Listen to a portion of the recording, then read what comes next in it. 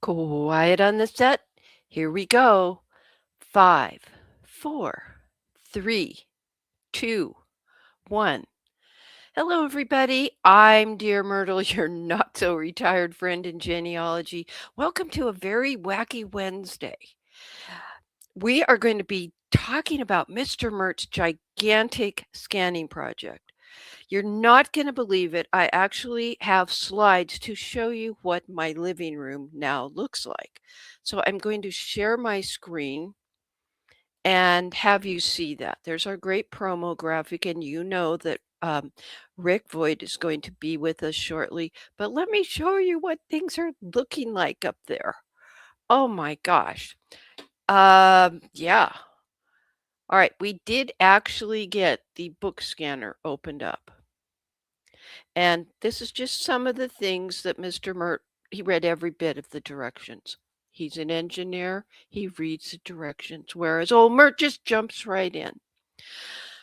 But remember during the previous recording with Mr. Myrt about this project, he said he had a couple more boxes downstairs. There they are, 6 of them, and he says he might even have more. 6 boxes.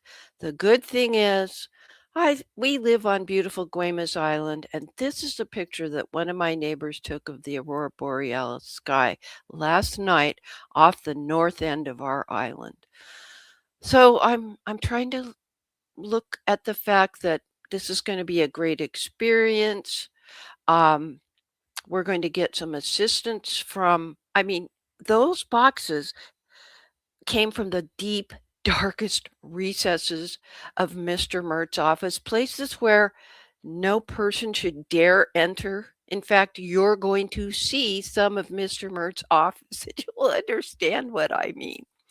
Our friends at Vivid Pix have come to the rescue with their memory station, and that's what what the technology is about, that hardware in conjunction with the software we're going to talk about tonight. So let me pull up Rick Steves. Oh, well, that's interesting. Take us to Europe. Take us to Japan, please, Rick. Let me pull you up. And also, Mr. Myrt is in the building. I'm not sure if we can handle that. I can leave. We need to have you guys unmute yourself, if you would, please. You Thank are you. in the Zen room in Charleston, South Carolina, so almost in Japan. Yes, it's beautiful. Thank you. It's beautiful. And this is Mr. Myrt. This is only like the second time Mr. Myrt's ever been on any of my webinars. So, but konnichiwa to you, Rick, because you're going to help us solve this big, gigantic scanning project because we want to preserve those family photos and preserve the memories. I'm going to love hearing his side of the story and then talk. Oh, Bella's over there with him. You can just see a little bit in the background with Mr. Myrt there. There's the quilt hanging I made with the double eagles hanging. Well, very good, dear. He's doing the Vanna White thing so well. And yeah, and he has his body has covered up a lot of the mess on the desk in the background, but I don't go in that room. It's just it's a death defying act. So let me have let's look at what you've got to show us tonight, Rick, about how easy it is for us to actually digitize our family photos and scrapbooks. And so everybody else just sit back, relax. I'm looking for your comments. We do have a few comments from people. Valerie's here. She's excited to see this demo. Um, wow. Melinda's like, wow, Mr. Myrt. If you were here, Melinda, this is a much smaller office than he had in our house in Utah. So it's like even more exciting. And Mr. Myrt, will you favor us with a smile at some point tonight? Hey, I thought that was a smile. I know. All right, so we have this other view. You've got 2 cameras and you're signed in tonight. So while you're working on that, I have a little bit of housekeeping to do. So I want to talk and remind everyone what on earth it is that we're doing coming up on the 2nd of February. So Mondays with Myrt is an every other week event throughout the year, except for half of December. And then it's followed by book club, where we're working with your strip bear guide to citing and using history sources. And we're going to do something kind of interesting in the book club. The chapter is construction basics when it comes to citations. And I would like the attendees to come to book club with a challenging something to cite. It could be something at Ancestry that they got from some other place, etc. Those kinds of things are what I'm looking for. I have a few choice examples of my own. See how clean my desk is? Of course, you're not looking at that pile on the floor. Anyway. All right. So let me give you the link to remind you of what our book club is all about. Your strip bear guide. I'll send this out. And there we go. I think it fits. All right. That's the book we're working on. That will be the third of 4 sessions. And then we'll take a break because it's root stack. All right, Rick, let's see. First of all, I want to bring up your screen share. Well, before that, how about you and I talk with Mr. Myrt? In fact, you're his good friend. So talk. Hello, Gordon, Mr. Myrt. Long time since we were together in Salt Lake City, making sure Myrt was glorious as ever on the 2nd or 3rd floor at the library. She doesn't need my help for that. Thank you, dear. He just wants me to make that chocolate cake I've been planning to make for 2 days. I did as much as get my apron on tonight, but anyway, I digress. I So noticed that apron. yeah, I didn't realize it was on when I went live, and I'm like, okay, we're going with it. All right, so this is the problem, and you've got the solution. And it's a kind of multi-part thing. So give us some reassurance. I know that we could talk about we're familiar with Vivid Pix and restore to make those faded photos come to life again. But how do you want to proceed in this? This is your baby. We're just here to observe, and I'll bring the comments in from people. Okay? Well, that sounds wonderful. And you and Gordon, Mr. Myrt, are not alone. I can show you boxes upon boxes that many of them I have digitized. Many of them I have not digitized. Many of them I've sent out to others to digitize. Some of them I have done for myself. So we've all got literally thousands of photos. And the question is, and memorabilia and documents. So how do we digitize? How do we capture the stories? Because if we just turn an analog mess into a digital mess, we haven't accomplished anything. And that was the genesis of Memory Station. So what we did with the scanner that you showed a moment ago is we worked with Fujitsu at the time, the division of Fujitsu, largest scanning company in the world. The division, the PFU division, has since been sold to Ricoh, another wonderful large photographic company. And we fine-tuned what that scanner did because of the market's desires. So we work a lot with libraries and with genealogists who are wanting to scan images at 600 dpi TIFF as opposed to a JPEG. And the scanner was scanning at a JPEG. So, yes. Yeah. So we actually took control of the guts, the the twain of the scanner in order to scan at 600 dpi TIFF. And I'll show you in a second that you can operate the memory station software, whether you're in a home environment, a shared use environment like a library, whether it's you only want a JPEG or whether you want TIFF and JPEG. So we wanted to be able to make sure we met everyone's needs. Question. So my question is this, well, my comment. The thing I know about JPEG, it was a big improvement over a bitmap, a BMP file. But with a JPEG, every time you do something with it, it loses its sharpness. And TIFF is the best. Oh, great. I told my thing to zoom. Well, you zoomed right into it. Yes, I did. It gives us the highest quality. And are we going to want to scan everything at TIFF quality? I mean, 600 DPI is a big file. Isn't that about 8 or 10 meg, maybe? Actually, a 4x6 TIFF is about 24 megabytes. Oh, it's really big. Yeah. So, and it all depends. So TIFF versus JPEG. JPEG is every photograph, most every photograph that you take is a JPEG. It's a wonderful standard that's been around for many decades.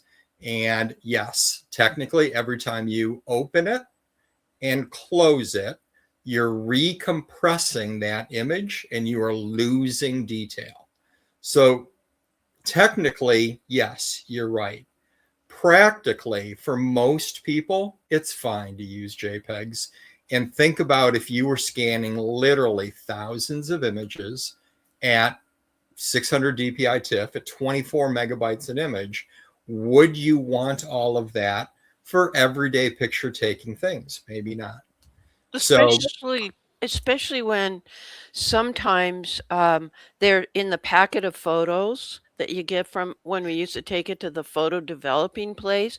There's 3 or 4 pictures of the same scene because we were never sure in the olden days. We didn't have viewfinders in our cameras. You just hoped that you got a shot and you didn't know till you got the photo back.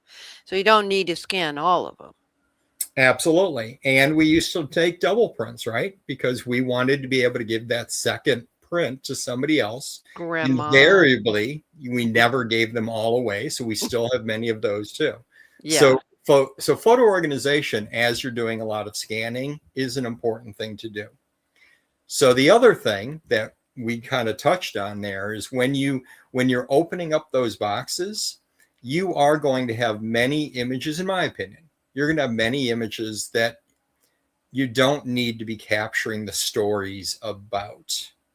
And I'm going to show you an example here, and it's just an everyday moment type of picture, because we can all think about the digitization, the story creation on the most special times of marriage and major birthdays and anniversaries and major vacations and all those things. Mm-hmm. But there are everyday moments too that you want to be able to digitize, because those are the heartfelt times.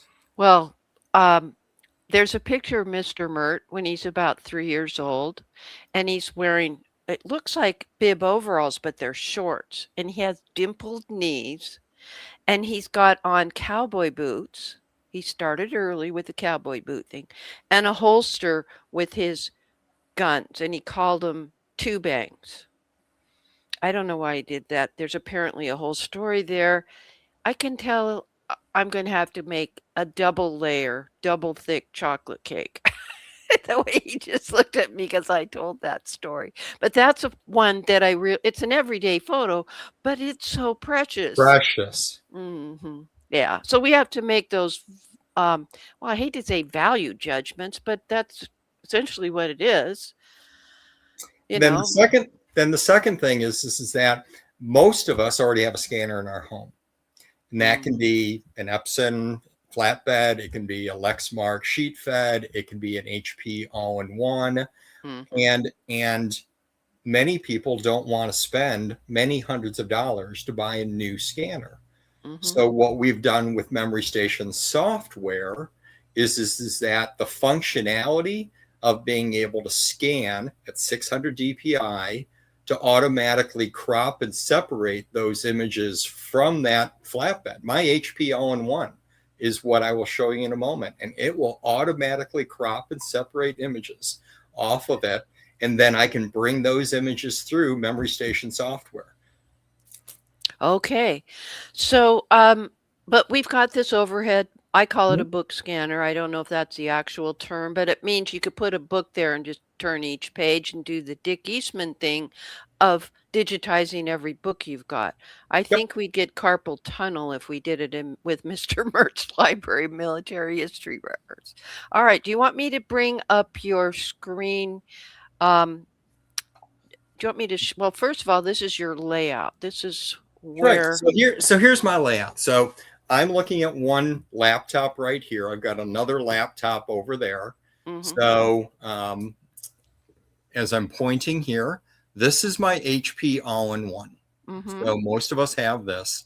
This is my book scanner, my overhead scanner. Same thing that you sent us from. I have to make a disclaimer that you sent this to us as a gift, not knowing how valuable it really was going to be. I had no idea how valuable and helpful it would be. Okay, thank you. And in transparency, right? I knew that you'd be able to help us experience what many people are going through and help tell the story. So nothing more, nothing less. So okay. thank you. All right. So here's the setup. Okay. One thing we need to do on one of your screens is switch out so that we can see your software, because I know you're, or are you ready to show your software? Oh, let's do it. Okay. As soon as he brings that up, I will adjust. And okay, we need you there. We'll add that to the stage. Before presenting screen, oh, I have to close mine, which is this one. Okay. There we go. And I can make this full screen whenever you need me to. Perfect. And I can look over at this and see what you're sharing. So that what the heck I'm sharing. Okay. You might want to close where at the bottom of that screen where it says hide. Then if there's anything down there at the bottom of the screen in your software, it won't be obscured. Thank you. Okay. Okay. So this is the interface. So what is personal use? So personal use is that I have this software on my home computer and all of the files I'm going to be saving on my home PC. I can be in a library in a shared use environment, Allen County Public Library, a genealogical society, a senior living location, all kinds of shared use locations. And when you get through with the process of scanning, restoring, recording a voice memory, transcribing that, creating an MP4 video, all of that information is then saved to a USB. You click and say, I'm all done. All of your personal information is removed and you walk away with a USB. So we've created the software to be in a home environment or in a shared use. Okay, so public libraries have those. I can hardly wait to go to Allen County and see it again. All right. So do they have this at the Family Search Library? They do not. Okay, so they need to have this. I think that would be a wonderful thing. Also, I would advise you all, as soon as you get home with that USB, you offload that, because you're going to get it mixed up with your other USB drives, your little things. And you did a lot of work in a very short period of time, as you've shown me already, Rick. So go ahead. Sorry to interrupt. You know how I am. It's all good. So on all the screens, we have onboard tutorials. So if you ever get confused or wanting to be able to watch a video on how any part of our software works, tutorials are available right from the software. Context sensitive. I love that. So right when you need it, right there. Exactly. Okay. So I'm going to start. And what's neat is that here, the select scanner, Mm-hmm. I have different scanners that are loaded onto this computer. Okay, I'm going to zoom in. So I see your HP NV 5000. I see 4 different things. Yep. So this scanner is my HP NV, which I'm able to scan the 2 pictures that we saw when I had the open flatbed scanner. Mm-hmm, mm-hmm. And then the Vivid Pix memory station is the overhead scanner. Okay. Got Okay, it. so I'm going to No start. problem. Yep, so I'm going to start, and I'm going to close the lid.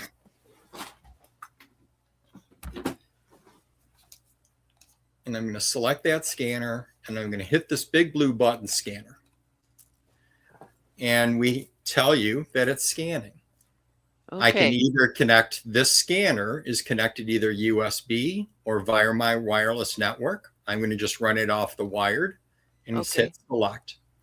So one of the things that's wonderful is that the scanners that we have in our all-in-ones are high quality. They are slower than a dedicated flatbed scanner, or a lot slower than our overhead scanner. But the point is that you are able to scan multiple images at one time to auto crop and separate so you can use these images. So let me ask you. Yep. In the olden days, we were taught if we're going to put more than one thing on the platen or whatever you call it, Yep. to do the scanning, that they ought to be all Polaroids or all sepia tones or all black and whites from 1956, that you couldn't mix them up. Is that still a rule these days? It probably is, but it's not necessary with our software. Okay. Because so oftentimes with a flatbed scanner, it is actually scanning a single image of everything that's on that platen. So yes, it made sense that you would have like images on that platen. Okay. Where now I had 2 images on that platen, and it automatically separated them into 2, so that doesn't matter. Okay, so the memory station software is what did that. Exactly It correct. saw the whole thing and recognized we've got 2 different photos here. Yep. Oh, good. Then you don't have to like crop it all yourself, as you just said. Okay, that makes sense. Got it. Yep. And Megumi always kisses Mickey Mouse. She just always has. So I'm going to keep those. I'm going to go back to my select scanner. And I'm going to choose memory station. Okay. Choose select. And now I'm going to click that scanner.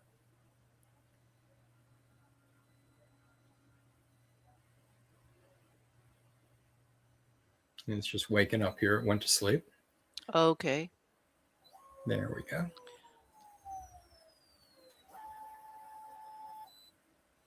I can hear the wheels turning. Yep. And just that quickly, it scanned 5 images. And if it had not gone to sleep, if we hadn't talked so much at the intro, because you had this all hooked up, if you were doing 50 at a time, you had a pack of 50, it wouldn't have to do that wake up thing. It was significantly faster. It immediately would have scanned. Yeah, that's incredible. So I'm able to review that I had scanned these images. Oh, and this review step is if I need to rescan anything, I can rescan. But I was able to get the images that I have down. Go. Did you have to be really super careful, or did it already straighten them up? Because those are about as straight as you can get them on that left side. It will straighten them. Nothing is perfect, but it does straighten them. Okay, got it. And separates them. Yep. So I'm going to keep all those. So I had 2 from the original, 5 more. And so total of 7. Now, if I wanted to go into my computer and pull up other images, I could. So if I wanted to bring images that had already been digitized on my computer into this story, all I'd have to do is to navigate down to them and pull them in. Okay, so we're not only scanning, Yep. we're creating a story. Correct. Like you're pulling all the photos into like a storyboard thing. Yep. So I'd have to, Yep. So I'm grabbing one. I hadn't planned on doing this. yeah. I'm going to grab one more picture. This one happens to be Megumi with, I guess it's not Aladdin, the genie from Aladdin movie. So I'm going to bring that one in, selected one, and now I have 8. Okay. Just that easy. So I'm going to need the picture of Mr. Myrt with the dimpled knees, and also he had one of those hobby horse things called Tony. So that's part of the story where he's on the hobby. Isn't Tony, honey, the name of your hobby horse thing? Yes. Yes. He's a man of few words. Okay, got it. Let's go. Cool. I'm going to click next. So, and on every screen when it opens, when new information should be learned, we have instructions. Yeah. You can say don't show again. Okay. And then if you do click don't show again, you can always click the question mark up at the top, and that information will be available as well. Comes back. Okay. Yep. So I'm going to click restore. As you said, many people know us for our patented restore software, which, by the way, is not generative AI. This is pure image science. I'm very proud that my co-founder partner in Vivid Pix with Kodak holds over 150 patents in digital imaging science. We Vivid Pix have 2 with a 3rd one underway. So when he's the smart one. So that was an interesting and important distinction, because when it restores, it's doing it with mathematics or whatever, but we're not going to end up with an extra finger or another hand out of that arm. We're not going to have those AI hallucinations, because it's not AI. It's this other prior technology because of the work your partner did for decades with the Kodak company. Yep. Wow. Okay, we've got a thing. We got 2 comments. One is, "Hi, Steve." He says, "I have a scan. I think he needs to tell us more." He's probably trying to tell us what kind. And then Valerie's saying, "At what stage, when you do add text to the bottom of a scanned image for appropriate context explanation, or do you not add text to your digitized photos?" So yes, we are able to add titles that are laid into the digitized images. And we actually are dropping that text within the image metadata so that the knowledge of the voice recording turns into text metadata and is always transported with that image. And we drop a .txt file within the file folder, so you're always able to copy and use that any other way you wish. All right. And I now have I do think this is appropriate to bring up. I know we don't want to keep interrupting you, but Steve is saying he has a ScanSnap SV600 that he uses all the time, but doesn't have your software. What's the difference between what came with that and memory? And I think part of it is the metadata and the voice recording. Yep. What you have with the SV600 directly from Ricoh or Fujitsu, depending on when you bought it, wonderful scanner. It has a number of settings inside it that you're able to fine tune depending on how you want to scan, and you're having to set those up. What we did was to design software that's just super easy to use, big buttons for us family historians and storytellers, that is scanning in archive quality, able to add voice, all the metadata stuff, creating MP4 movies, and more. Okay, so good question, Steve. Very relevant. All right, Yep. back to you, and I'm back to your screen share. Okay. All right. So we've got 4 algorithms here on the left-hand side. So for faded printer slides, badly faded printer slides, digital or cell phone cameras, faded documents, which is another algorithm, or to have no image correction and just use our metadata functionality. And by the way, I'm very proud that I work with a group called savemetadata.org. We've been around now for 7-8 years, which is IPTC, EXIF, and many different standard compliant. And we restore Vivid Pix with our restore software, which is embedded into the memory station software, are one of the very few companies that meet all of those standards for metadata with our software. And this is something that Maureen Taylor, the photo genealogist, has been a standard bearer for. Absolutely. She is on the board, as am I. Yep. Yep. Got it. Okay. Back to you again. Yep. So because these are faded photos, I'm going to go back and forth between these 2 algorithms, and there's very little difference. So we analyze the image, we adjust color, contrast, lightness, and sharpness all at once. The algorithm feels that the center image is best, less contrast or more contrast, less light in the bottom left, less contrast, more light in the top right. I'm looking at this and I'm liking this image the best. So I'm just going to choose that. Well, your daughter's picture comes up so much better. Yeah. So in the middle was the original photo. Nope. Oh. So the middle is the algorithm that the software felt was going to be the best for this image. Okay. So it looked at the image, but you still have the ability to override, which is a big mess with AI. So we're happy to see this kind of control because we're not doing AI here. Gosh. Absolutely. And there's no imagination.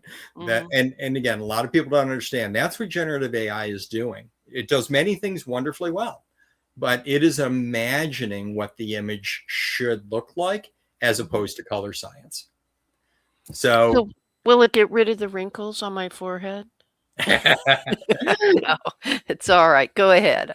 So I was going back and forth between easy edit, where I can rotate 90 degrees or 1 degree variance. Yeah. On detail edit, where I'm able to adjust lightness, contrast, vividness, which is saturation, sharpening, and cyan, magenta, yellow, red, green, blue. So most people will stay in easy edit mode, say save next. The next image comes up automatically. And this, I'm able to look at this wonderful picture of Megumi kissing Mickey. And here is the original scan. Yeah. Notice how it's out of focus a little bit. Yeah. Look how wonderfully in focus, sharpened that image is. What a beautiful daughter you have. I know she's a lot older now. But you and your wife have not aged a day. You are so smooth. So I did just very quickly, and I should have gone more slowly. No, it's good. So Randy likes to say that within every picture, there's a better picture. So I could say... Randy is your partner. We're not talking Randy, my panelist. Okay, got it. Correct. So I could left click where I wish to start a crop, drag it to the bottom right here, release, and just that quickly crop. But okay? Yeah. But if I did that, I would lose this wonderful detail here. Yeah. Of Meg having to get up on her tippy toes to be able to kiss literally. Right? Okay. Yeah. So these are these wonderful memories that we need to capture within the details of our photographs. And that's what Memory Station is all about. So I click save, and I'm just going to go quickly here. Okay, So, go for it. Oh, much better. Yep. Wow. Which one are you going to pick? The one the computer did or the software? Yeah, that one I went a little lower, so I'm going to reset the corrections. And I'm going to come... So in other words, you can go back and change your mind if it's which algorithm you're going to employ. Exactly. So there within the 9-up screen, I was going back and forth between faded and badly faded. I like the faded versus badly faded, and I know the software. And I'm just going to add a little bit more lightness to that. And now I've brought forth all this wonderful green. I've kept my flesh tones, and everyone, and this is more gray of rock. So everyone sees lightness and contrast differently. If I wanted to, I could go reset, go back to the badly faded. It's going to have less impact. I could then go back to this, and it's a different fix, but it's all good. Yes. Well, I definitely look at the difference in the reflection in the water. I mean, that's like the least significant part of the picture, but that just shows you how incredible this software is. And this is the restore part. Yep, this is restore that's embedded and included with Memory Station. So I'm just going to continue going here and go to faded. And I'm going to take the software's recommendation there, and I'm going to rotate it. It's kind of a twilight picture or shady picture. Yeah. And that's much better.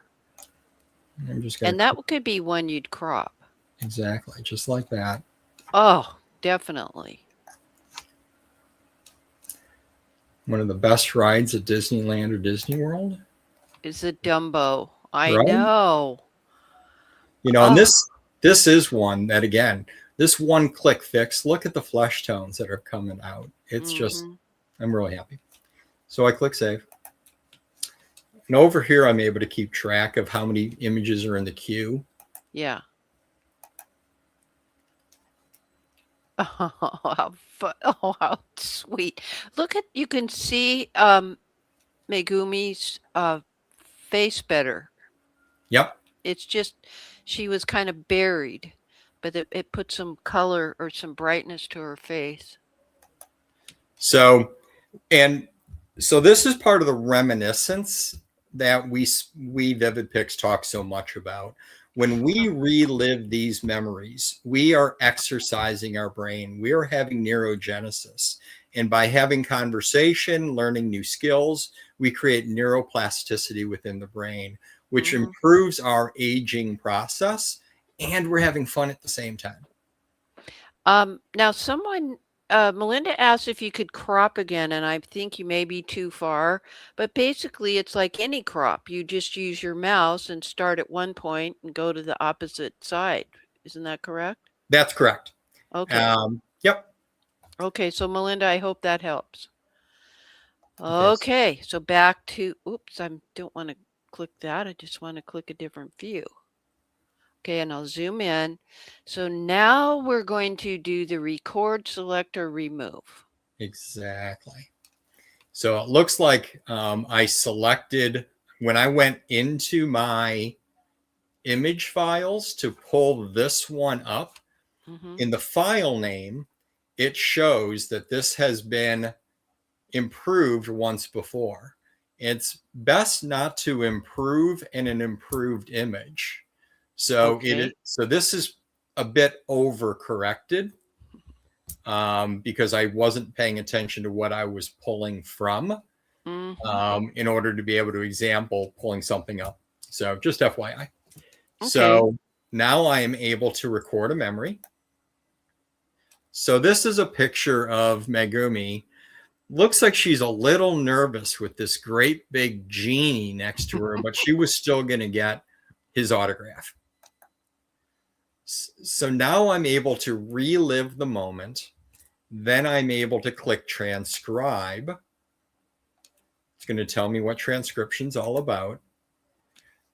This is what the original transcription from this image was. Another day at Disney, spent a lot of time at Disneyland and Disney World through the years, blah, blah, blah. Pocahontas t-shirt. So at this point, I can keep the original transcription, or I could retranscribe what I just voice recorded. But I'm warned. So I am not going to retranscribe. And I'm going to save that. I'm going to open up the next one. I'm going to record. Literally since Megumi was 3 years old, she loved Mickey Mouse. And we were fortunate to know Mickey both in California and in Florida at Land and World. Always had to say hello to him. So I recorded a memory. I now click transcribe. And that voice recording now becomes text.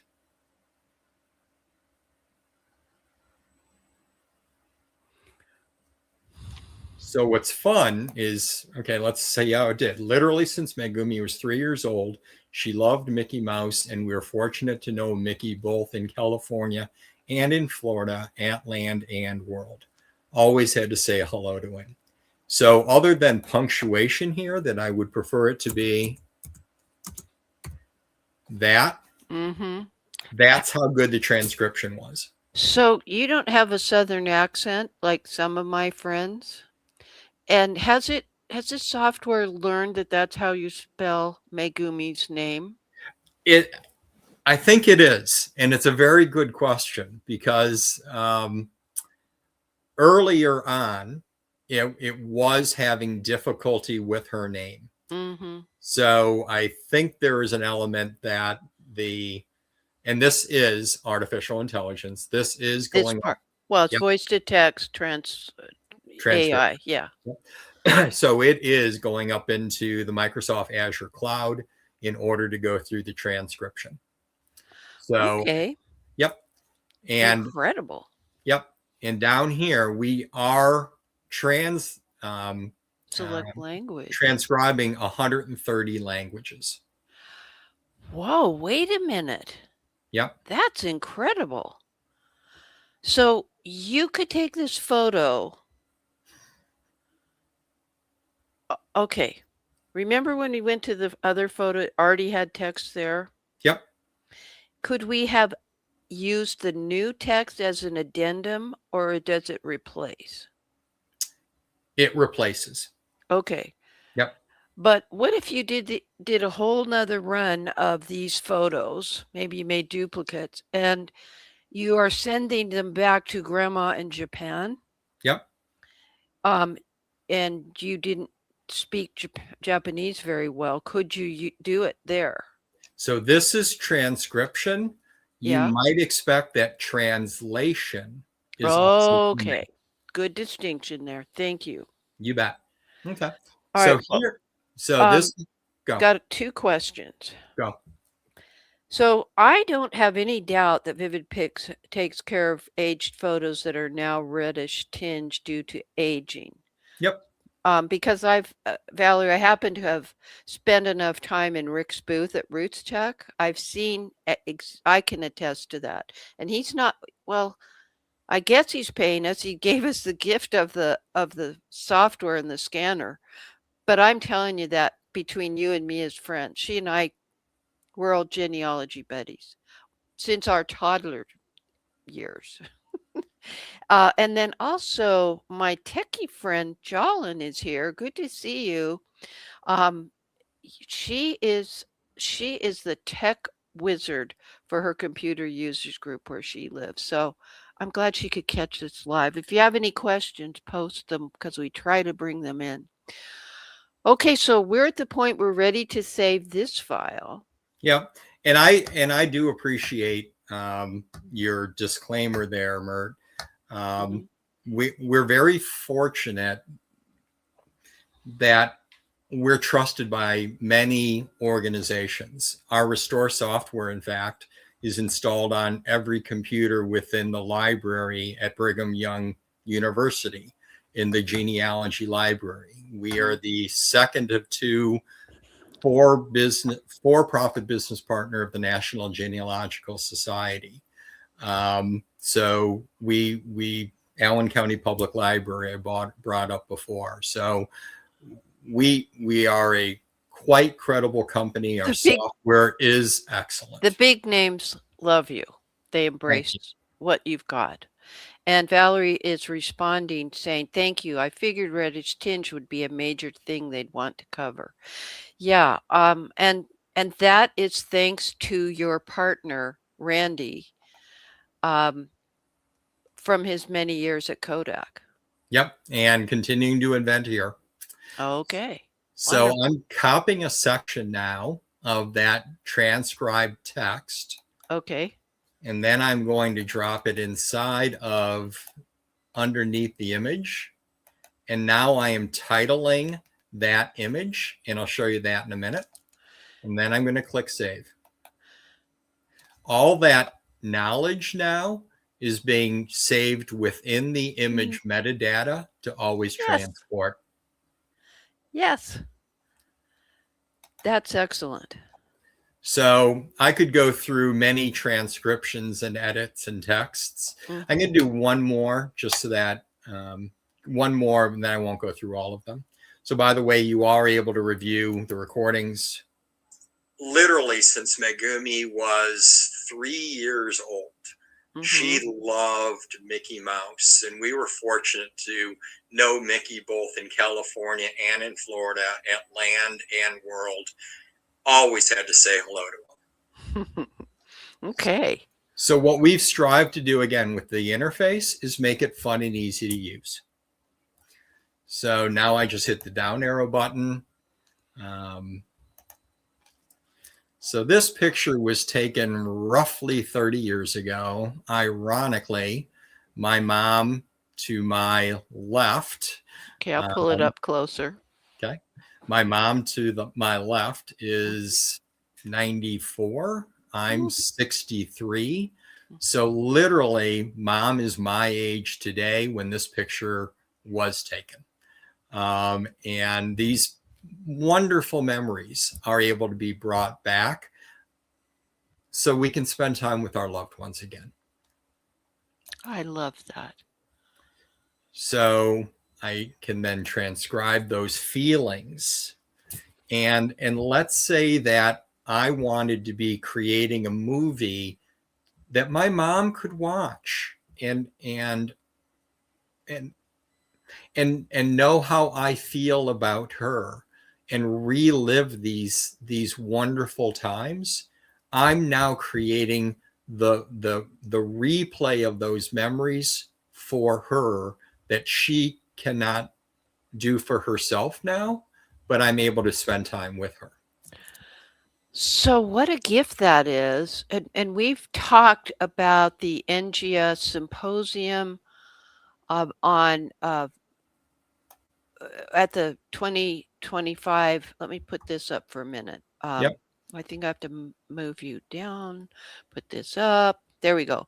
At the 2025 National Genealogical Society Conference, these panelists joined NGS in this symposium to talk about how societies and individuals can deal with the fact that, you know, we're getting older, our parents are getting older. What can we do to help make precious moments happen, to bring those memories to the forefront? And your mother hearing that, let me pull this back up. Your mother hearing your voice and seeing that picture and recalling the dress she was wearing and things like that is all part of the mix. And things happen neurologically that awaken her. On Mondays with Myrt, when we had hoped to meet with you, but the connection was poor. And I appreciate your coming tonight to do this live so quickly on your schedule. We talked about, I mentioned how it was talking to my dad, not about what the day was, but when I found a few pictures, he could just be so, he got so excited he woke up, and then leave up in Norway after you had left, Rick, because we gave up on your internet. Life is so fun. Um, she is saying the same thing, and her voice quivered as she was telling the story of it because she had something to actually connect with her mom, and she could see her mom was connecting with her, which is a thing that's very precious at that point in time. Um, okay, so there's a couple of questions here that Yep. we need to bring in that are really important. So Valerie is saying, please repeat. So this software will work with my new ASUS computer with mega memory, with Windows 11 and a brother all in one. So we Yes. don't have to have the book scanner, Yes. but to use in place of or along with my new Photoshop Elements 2026. Yeah. What's your response to that? I'm reading this, Valerie. I know he can read, but because of the setup, he can't see that screen right now. So, I mean, he can She's read. helping me. Thank you, Yes. Myrt. So absolutely, that's what we designed it for. Is that it will work with virtually any Windows computer. I literally have run this on an A3 processor. I wouldn't recommend it, but A5 processor and above, 8 GB or more, and it's going to run quite speedy. So Yeah. virtually any Windows computer and virtually any scanner, Epson's, Brothers, Lexmark's, You name it. you name it. All right. Now, here's a tricky question, and I could almost figure out how to do it, but let's see what this is. Oh, Valerie says, thank you for, I may be spending some money out of her savings account. That would be good. All right, here we are. So, hello. Sulatu says, if you have a separate recording of your mother, could you add that to the pick metadata? Yes. It's a matter of having it near the microphone, the recording. That's how we used to have to do it. So I'm going to save this. Okay, let me get back to you so we can see your screen. I'll stop screen sharing. Yep. So I am now saving that last one. Okay. And now, yeah. now I'm going to go down to this next one, and it's going to have nothing to do with Megumi fishing with the big three. Mm-hmm. I'm going to click select. Okay. And now I am able to find MP3 audios. Oh, if you've already digitized the audio. Exactly. And many of us do have the microcassettes that we recorded of loved ones. Anything that you have in an MP3 or a WAV file, and WAV is the Windows audio file format. Yeah. Yep. You can bring into Memory Station software. So one of the reasons why, so I'm just going to save, I have no idea what this is going to say. One of the reasons we created this is because many of us have audio recordings from the past that now you're able to bring into Memory Station software. And it may be difficult at times to bring a full setup into someone's home and or bedside. You can now use a voice recorder. All of our phones have a voice recorder. It saves it to an MP3. You can then bring and attach those MP3 recordings to the images anytime. Is there a limit to the length of the recording? This has been hard. And transparently, when we were testing this over the last year, we tested up to an hour long, very long recording. Through the transcription, it's been very hard to be able to get it to last as long. We feel very comfortable right now with half an hour. We're pushing it. We want to get back up to that hour. Okay. So, I agree. This part is huge. I could just focus on an image of my father who's passed away, but I do have a digitized version of a tape recording I had running when he was in his last few days of life, and he would say different things when people would come in. So there's a picture of my dad and my baby sister, Sharoni Baloney, as we call her. And she's like 2.5 with the petticoats, and her skirt hangs out like that. And he's reaching down to hold her hand. And I compared that with the words that he was saying to her. This is really huge technology. Thank you. Okay, now we do Okay, have. so I just grabbed that audio file. So Okay, let me show how that is. Bobby, I'm not forgetting you, dear. Yeah, so I just grabbed an audio file. I don't know what it's going to say. Yeah. Doesn't look like Megumi's quite sure about this little girl who's in front of her. Maybe she's wanting to get in with Belle and wasn't waiting her turn properly. I don't know. So that's just a random MP3, but Yeah. it illustrated what the question was. You can grab another recording. So I hadn't quite got your screen up. So did you like double click on the audio file that you wanted? You pulled up your how did you do that? Do that again. Yep. So I'm selecting. I'm going to go here. Yeah. I'm going to just go back into my file manager. I'm just grabbing a random file. Yeah. So I'll grab a different one this time. I'm going to click open. That now has been brought in and attached to this image. This little sound thing shows that I have sound. The little T shows that's been transcribed. This one hasn't been transcribed yet. I'm going to play it. Wonderful Disneyland Day in California.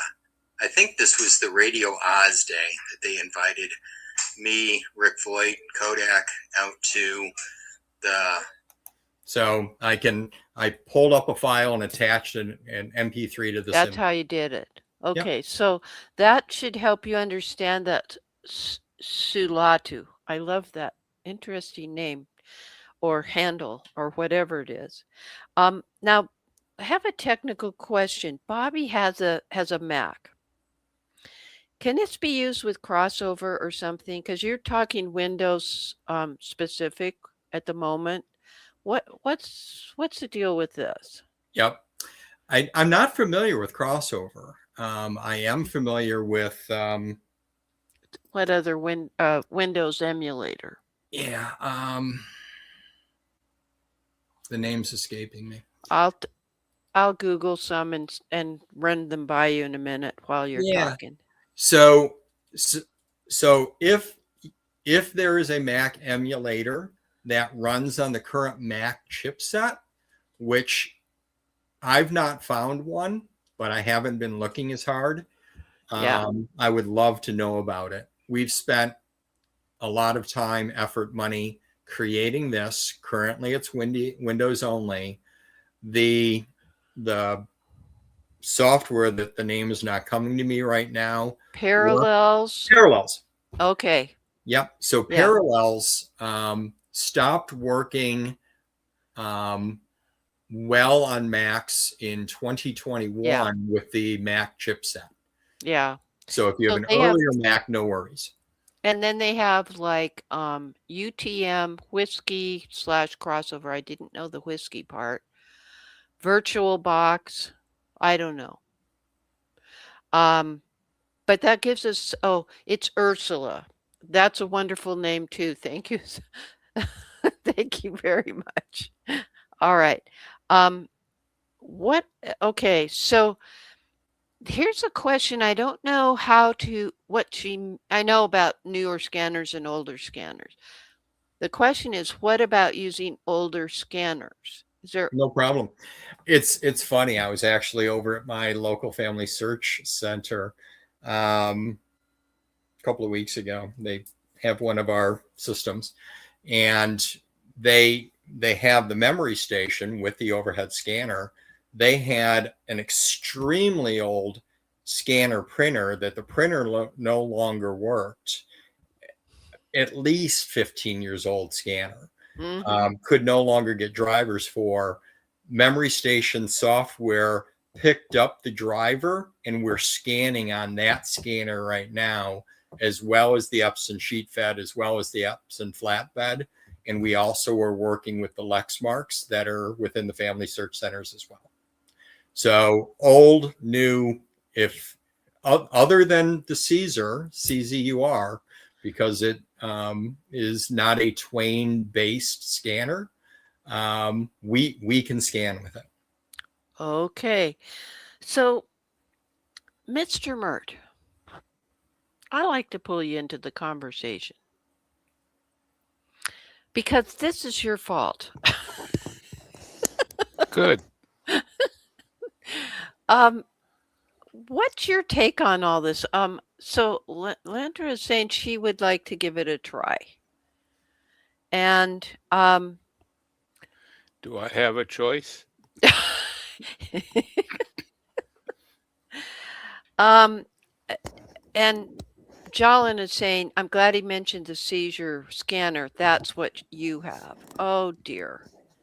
But does your printer have a scanner on it? Is it a 3-in-1 or something like that? You could use it on that. Absolutely. Yeah, Jolin, I'd really be interested. Jolin and I are part of that. Remember that techie group I always refer to that my old cousin Russ dragged me kicking and screaming into? Yep. She's part of that group, and I love them because they've got your back if there's a challenge. But we also play on Friday nights usually, unless grandkids come to visit. We have game night. Totally nothing with genealogy at all. Jolin and the rest kind of giggle because just a few of us are genealogists, and sometimes we get off on a tangent, and they're like, they have to reel us back in. But anyway, so the technology, just to go a little bit more on this seizure thing, is that technology? Is that something that can ever get resolved? Or it's just a matter of programming, paying for programming development, and you have other things you want to improve on the Windows side? What are you thinking there? If that question is to me, if they answered their messages, that would be the good first step. Yeah. And then two, they're not a Oh. Twain-based system. So the company itself has to be, I mean, Responsive. in other words, you've reached out and it hasn't quite worked. They haven't been responsive. Okay. All right. I have one of those. And now I understand why Rick sent us this other one. Jolin says we love game night. And Steve says, can you just upload already scanned photos? Yes. Into your software. Remember when he went and got that other image? Didn't you start with 7 and then you pulled 1, so you had 8 to deal with? Yep. Anything that's already digitized. And we import virtually everything. Restore works with virtually everything. Yep. All right, then and then this is a great question. I love this feedback. This is what we really try to do with Mondays with Myrt, or occasionally do a wacky Wednesday thing like this, where we can really deep dive. But I really am glad for all these comments coming in. What is Twain-based system? What does that mean? Yeah, Twain is a driver. So we use Twain as a universal driver that every manufacturer of scanners use. So by us being able to, like a JPEG for an image, Twain is the driver for scanners. For the scanner itself, to tell it to do its thing. So you're saying that even though seizure, I have a hard time saying that, is a scanner, it's not using the Twain technology? Correct. That everyone else is using. Okay, so it's an outlier, but it's been advertising a lot. All right, Absolutely. I hear you. And it seems like a neat system. Again, nothing negative to them. They seem like they are doing very good marketing. It seems like a good product, all those types of things. I'm not negative at all to the product. Unfortunately, it is not like it's not following standards, which and I'd love to work with them. So if anyone on this call has a contact over at Caesar, we'll bring them in. Yeah. It's sort of like if, since we're mostly genealogists, with the exception of our wonderful friend Jolyn, if you had, in the early days, we had genealogy programs. But if they didn't have a GEDCOM file, you were stuck. You could not change your data from like Cousin Russ couldn't send me his data files, and I could bring him from his family tree maker into Roots Magic using GEDCOM. Then Roots Magic figured out a way to pull them in on their own, which is what you'd be doing if you could work it out. Yeah, and DC creators, DC says it's just using a different driver, not the Twain driver. Correct. So I'm glad you asked and got that clarification. So we typically keep this to 1 hour, but I haven't. I have a question. Yes, good. Go for it, hon. I'll be quiet. You're adding information to metadata. What exactly other information is in metadata? I know it exists, but I'm not familiar with it. Absolutely. So generally metadata, when you take a picture, it's recording f-stops, and now with geotagging and shutter speeds and all those types of things are stored in metadata. Dates.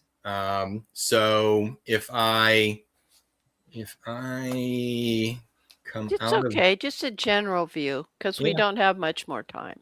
Yeah, well, I'm going to open up one of the files. We can see the metadata. Actually, why don't, so I was just going to open up Restore. Okay. I'm going to save all of these images. I'm not going to record everything. Okay, just a minute. I'm going to share that screen. Yeah, we did the restore. We did the record. Yep. I'm going to go. There's the last part, sharing it. Stories. So I'm going to go into Stories. Yeah. And now we know that we have audio, no audio because we didn't do them. Yeah. If I want to get rid of one, I can so we know this was that 8th one that I brought in from elsewhere, where I won't remove it, but I'm going to move it over here. I'm going to leave Mickey up front. I can move these around in any order that I want. I'm going to create. And I forgot to mention here that use fade transitions. So in between each image, it's going to fade in and out for a second. Show title overlay. So those titles that we were putting underneath the images as we were creating are now going to play to the video. And you're able to enlarge or decrease, large, medium, and small those images or those text within the image. We keep you apprised. We're actually rendering the MP4 video right now, keeping you apprised of what's going on. As we did not record an audio file with these 4, as you can see, it's going quite fast because there was no audio that went with all those.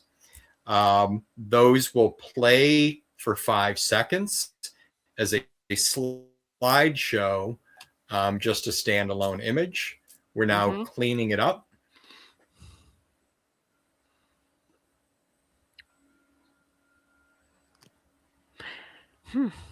And since it's an MP4, that can be put on Dropbox, and somebody else, you give somebody the link and then they can watch it on their device, or put it on a thumb drive. Absolutely. So they don't have to come to your office.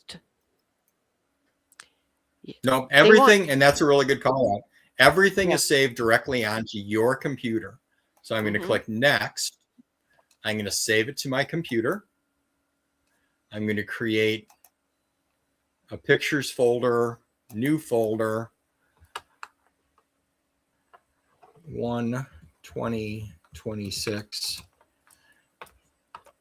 Myrt Wacky Wednesday. And I'm going to save everything into that folder. I'm now able to open that folder. Simple file management. Oh, there's some interesting things. There's the MP4. There's the audio files. There's everything you worked on tonight. Exactly. And so here is then I'll show you one of the metadatas here. So here's the JPEG. And there's the TIFF file because I was using our professional version. So I was scanning TIFFs and JPEGs. And I am going to, in properties, details, here is the title that I used. Okay, I can't zoom in. Okay. Can you do Control ++ so that your view on that screen is closer in? It's not doing it. Okay. So we're going to trust you that it says title, subject, rating, tags, stuff like that. Yep. And then all the voice recording, literally since Megumi was 3 years old, she loved Mickey Mouse, and we were fortunate to know all that transcription is all directly into the image metadata. And then the video,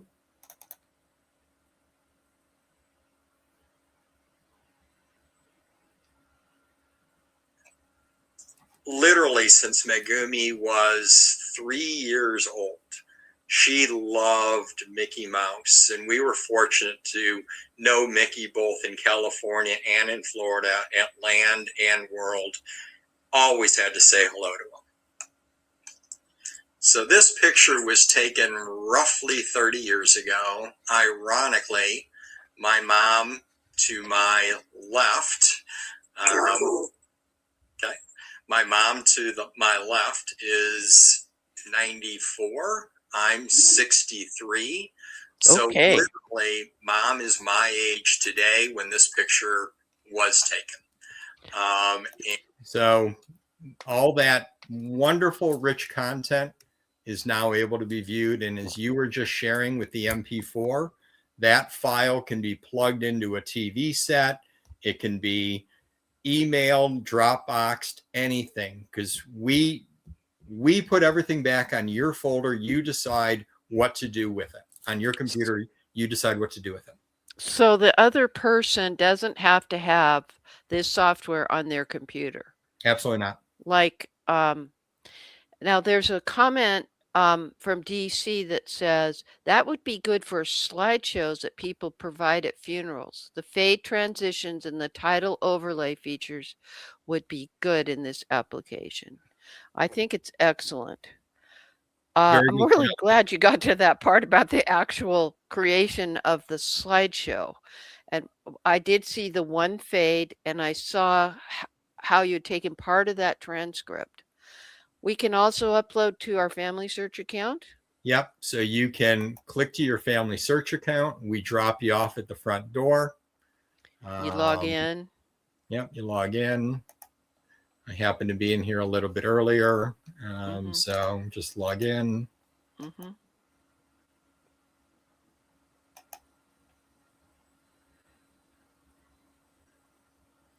And bring it on it. This is excellent. Excellent. What a great resource. Now, what about Vivid Pix prints? Vivid Pix prints. So my jaded past with Kodak, my last job was Vice President National Sales Manager for any printed or digitized image for North America. Left there in 2003, and then I worked for HP. So I did not want, and Vivid Pix, we've been in business for 14 years this year. I didn't want to come into the photo finishing business until I started to come out with new and unique things. So within Vivid Pix prints, you're able to make literally everything. You're able to make standard prints, enlargements. You're able to get into the creatives and make your photo books and all those types of things. And we also have a new product that we just launched in Q4, which comes off of the Vivid Pix site, which is underneath. Okay, you're at solutions. Yeah, I have to remember where I put By it. the way, folks, that video in the middle of the screen behind him called Preserving Wedding Day Story, that's what I heard and viewed of Rick's bride getting prepared for the wedding. And the way you described the whole thing and how you pulled it together was why I contacted you and said, I want you to show my people how to do this. I mean, that's a really good video. Thank you. But I wanted them to have this interaction and be able to ask you these questions and get their answers done because, yeah, 5 ways to tell the story. So what this is, so I'll go back to that. So memory cards, what this is to help those with cognizant decline to have connection with loved ones. So literally to be able to have a 5x7 photo with a index image and the story behind the photos to be able to be created so that the caregiver can know who the loved one is and can interact with that loved one. So we've done primary research on photoreminiscence therapy for those with cognitive decline. It's been published. We're doing more. We've actually been able to improve medication compliance up to 50%. We've been able to improve eating. We've been able to create connection. You're going to continue to hear more and more. This is an area that means a lot to me. And we are trailblazing some wonderful, wonderful things that is going to help millions of people. So because like the nurse's aide can say there's the bigger picture on one side and the smaller one on the back.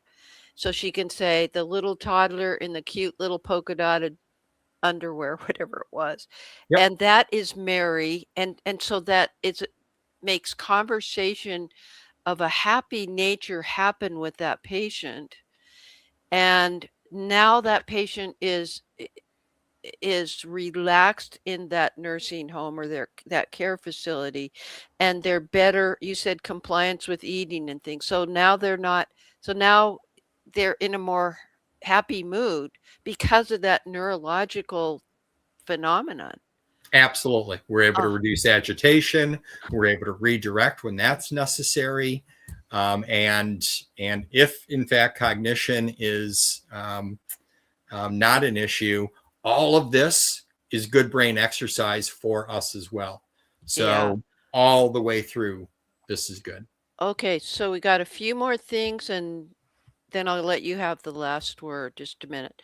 So Becky is saying, thank you. And Janet is saying, this has been interesting. She's the one with the Mac.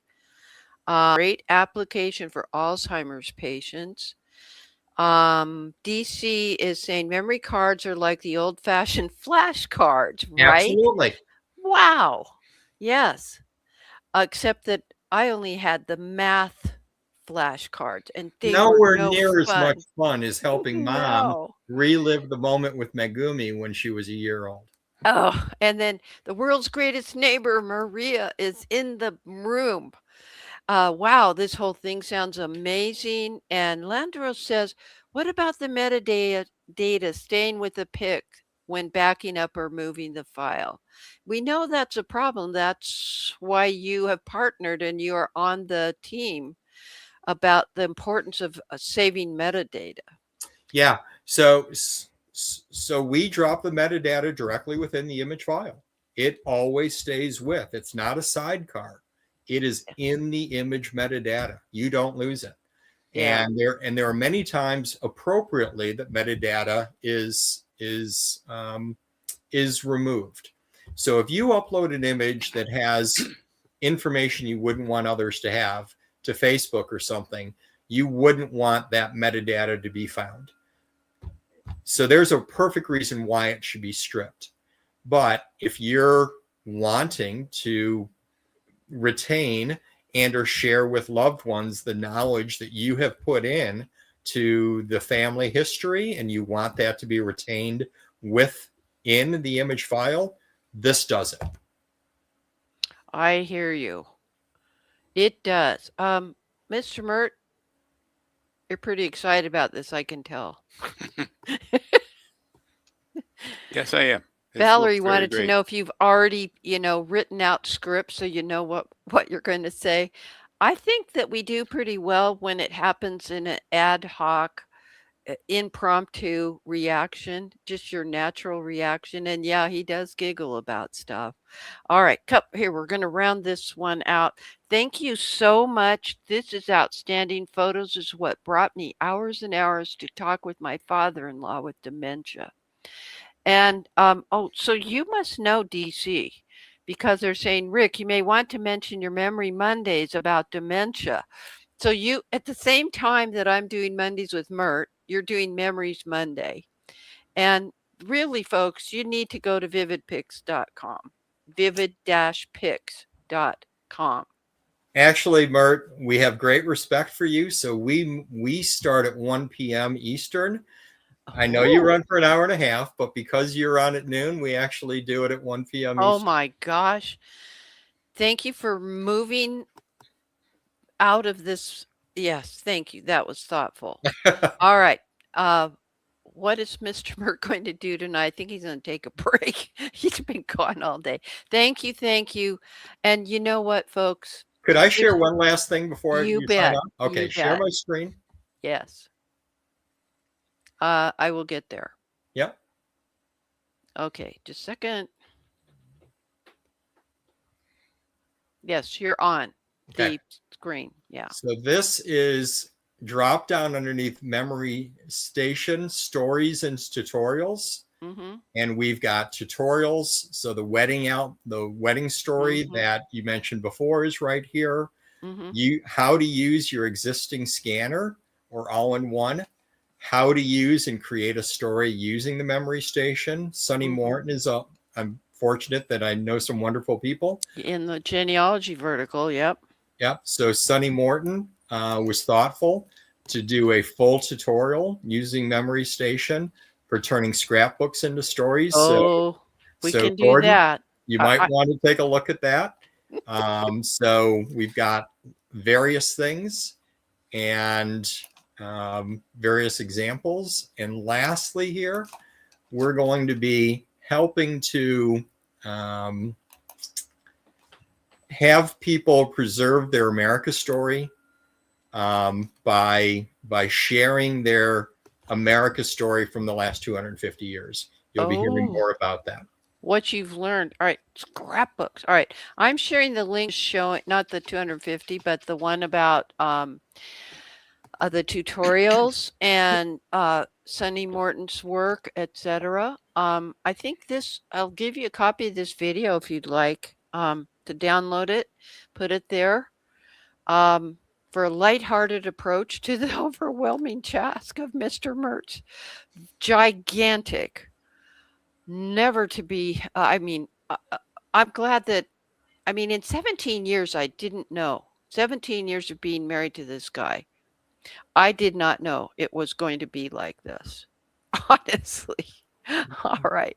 Hey, folks, I'm DearMYRTLE, your not so retired friend in genealogy. Thank you for coming and asking questions. Thank you especially to Rick for showing us the whole process, start to finish, from scanning all the way through to the voice recording and saving it as an MP4 so that we can share that any way we choose to with our family members. And Mr. Myrt, thank you for joining us tonight. I think you said about 12 words. That's a lot coming from you. I appreciate you, honey. I love you. I smiled. You did smile. That was true too. All right. Nothing left to say, but I'm DearMYRTLE, your not so retired friend in genealogy. Happy family tree climbing and scanning, everybody. That's a wrap.